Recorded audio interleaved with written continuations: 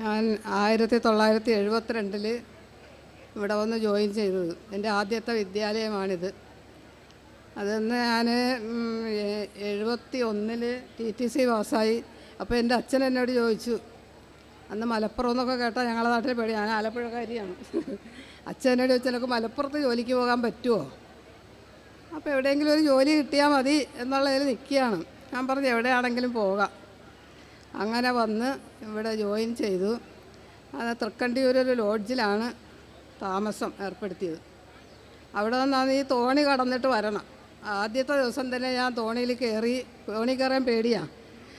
ഇറങ്ങുമ്പോൾ അതിൽ നിന്ന് വീണു. അങ്ങനെ ആകെ മുങ്ങിക്കുളിച്ചാണ് ഇവിടെ എത്തിയത്. അന്ന് തുടങ്ങിയ അധ്യാപന ജീവിതം. ഇവിടെ ഒരു 8 വർഷക്കാലം ഇവിടെ അന്ന് പിന്നെ PSC കിട്ടി. വേറെ 3 സ്കൂളുകളിൽ മാറി മാറിപ്പോയി. എന്നാലും ആദ്യത്തെ സ്കൂൾ ഇതാണ്. ആ ഒരു സ്നേഹവും കടപ്പാടും എന്നീ സ്കൂളിനോടുണ്ടാവും.